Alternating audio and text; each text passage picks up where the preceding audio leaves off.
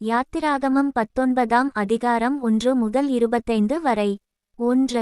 இஸ்ரவேல் புத்திரர் எகிப்து தேசத்திலிருந்து புறப்பட்ட 3ஆம் மாதம் 1ஆம் நாளிலே சீனாய் வனாந்தரத்தில் சேர்ந்தார்கள். 2. அவர்கள் ரெவிதீமிலிருந்து பிரயாணம் புறப்பட்டு சீனாய் வனாந்தரத்தில் சேர்ந்து அந்த வனாந்தரத்தில் பாளையமிறங்கினார்கள். இஸ்ரவேலர் அங்கே மலைக்கு எதிராக பாளையமிறங்கினார்கள். 3.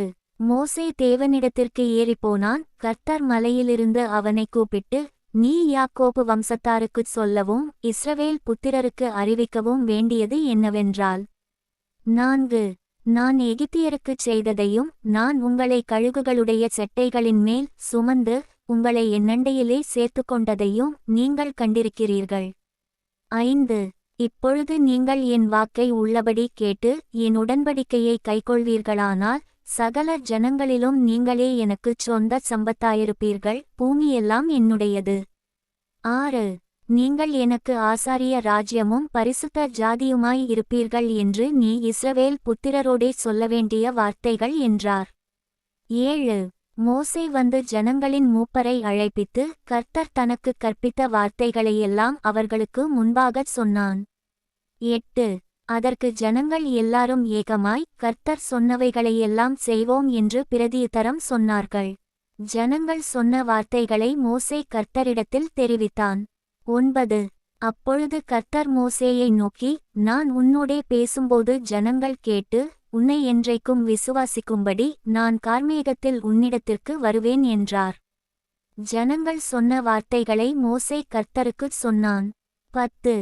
பின்னும் கர்த்தர் மோசேயை நோக்கி, நீ ஜனங்களிடத்தில் போய் இன்றைக்கும் நாளைக்கும் அவர்களை பரிசுத்தப்படுத்து, அவர்கள் தங்கள் வஸ்திரங்களை தோய்த்து.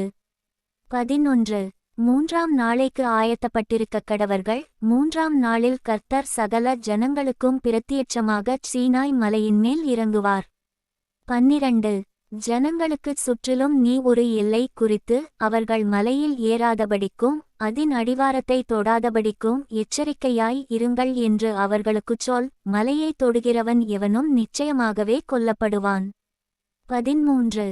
ஒரு கையும் அதை தொடலாகாது. தொட்டால் நிச்சயமாக கல்லெறியுண்டு அல்லது ஊடுருவையுண்டு சாக வேண்டும். மிருகமானாலும் சரி மனிதனானாலும் சரி உயிரோடே வைக்கப்படலாகாது. எக்காலம் நெடுந்தொனியாய் தொனிக்கையில் அவர்கள் மலையின் அடிவாரத்தில் வரக்கடவர்கள் என்றார். 14. மோசே மலையிலிருந்து இறங்கி ஜனங்களிடத்தில் வந்து அவர்களை பரிசுத்தப்படுத்தினான். அவர்கள் தங்கள் வஸ்திரங்களை தோய்த்தார்கள். 15. அவன் ஜனங்களை நோக்கி, 3ஆம் நாளுக்கு ஆயத்தப்பட்டிருங்கள், மனைவியினிடத்தில் சேராதிருங்கள் என்றான். 16. 3ஆம் நாள் விடியற்காலத்தில் இடிமுழக்கங்களும் மின்னல்களும் மலையின்மேல் கார்மேகமும் மகா பலத்த எக்காள சத்தமும் உண்டாயிற்று. பாளையத்திலிருந்த ஜனங்கள் எல்லாரும் நடுங்கினார்கள். 17.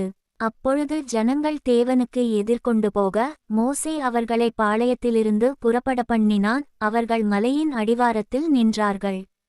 18. கர்த்தர் சீனாய் மலையின்மேல் அக்கினியில் இறங்கினபடியால் அது முழுவதும் புகைக்காடாய் இருந்தது. அந்த புகை சூளையின் புகையைப் போல எழும்பிற்று. மலை முழுவதும் மிகவும் அதிர்ந்தது. 19. எக்காள சத்தம் வரவர மிகவும் பலமாய்த் தொனித்தது. மோசே பேசினான். தேவன் அவனுக்கு வாக்கினால் மறுமொழி கொடுத்தார். 20. கர்த்தர் சீனாய் மலையிலுள்ள கொடுமுடியில் இறங்கினபோது கர்த்தர் மோசேயை மலையின் கொடுமுடியிலே வரவழைத்தார். மோசே ஏறிப்போனான். 21.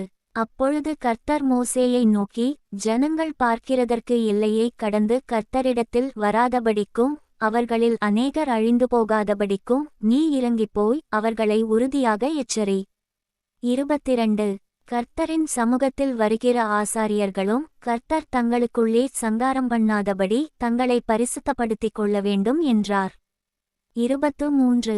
அப்பொழுது மோசே கர்த்தரை நோக்கி, மலையைச் சுற்றிலும் எல்லை குறித்து அதை பரிசுத்தப்படுத்துங்கள் என்று தேவரீர் எங்களை உறுதியாக எச்சரித்திருக்கிறீர். ஆகையால் ஜனங்கள் சீனாய் மலையின் மேல் ஏறிவரமாட்டார்கள் என்றான்.